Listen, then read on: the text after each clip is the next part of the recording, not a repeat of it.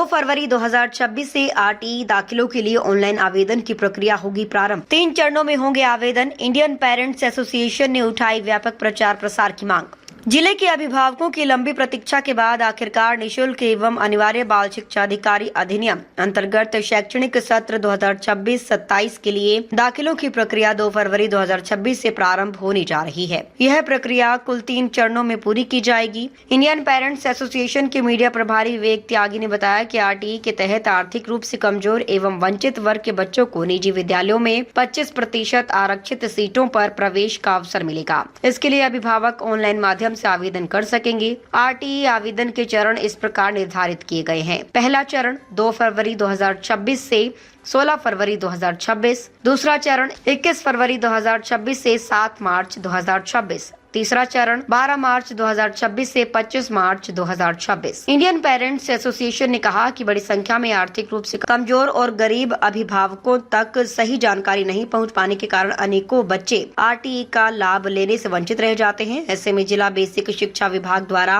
व्यापक स्तर पर प्रचार प्रसार किया जाना अत्यंत आवश्यक है। एसोसिएशन ने मांग की कि आरटीई दाखिलों से संबंधित जानकारी को ग्राम पंचायतों, वार्डों, सरकारी विद्यालयों, आंगनबाड़ी केंद्रों, सार्वजनिक स्थलों तथा सोशल मीडिया के माध्यम से व्यापक रूप से प्रसारित किया जाए ताकि कोई भी आरटीई के अंतर्गत आने वाला बच्चा शिक्षा के मौलिक अधिकार से वंचित ना रहे। सभी साथियों को मेरा नमस्कार। साथियों, मैं इंडियन पेरेंट एसोसिएशन के माध्यम से आप सभी को एक अत्यंत महत्वपूर्ण सूचना देना चाहता हूं और वो सूचना ये है कि आपके इंतजार की घड़ियां समाप्त हो गई हैं और अब आरटीई के दाखिलों की प्रक्रिया 2 फरवरी 2026 से शुरू होने वाली है।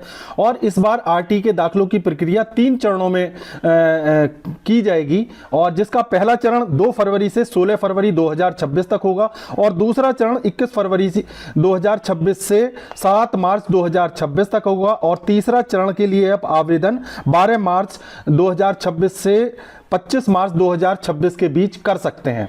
साथियों, इंडियन पेरेंट एसोसिएशन आप सभी से निवेदन करती है कि जब आप ऑनलाइन फॉर्म भरें तो अपने संपूर्ण दस्तावेजों के साथ बिल्कुल सही फॉर्म भरें, एक से ज़्यादा फॉर्म ना भरें और ज़्यादा से ज़्यादा इस सूचना को एक दूसरे अभिभावक तक पहुंचाएं जिससे हमारे जिले के अंतर्गत आने वाले सभी आरटीई के बच्चे इस आरटीई की प्रक्रिया में शामिल हो सकें और उन सभी को शिक्षा का मौलिक अधिकार मिल सके। साथ ही इंडियन पेरेंट एसोसिएशन जिला बेसिक शिक्षा अधिकारी एवं अपने मुख्य विकास अधिकारी से भी अनुरोध करती है कि ज़्यादा से ज़्यादा जागरूकता अभियान चलाने के लिए वो प्रचार और प्रसार का अभियान चलाएं जिससे कि ज़्यादा से ज़्यादा आरटीई के बच्चे इसमें इस प्रक्रिया में शामिल हो सकें और उन सभी बच्चों को शिक्षा का मौलिक अधिकार मिल सके। नमस्कार।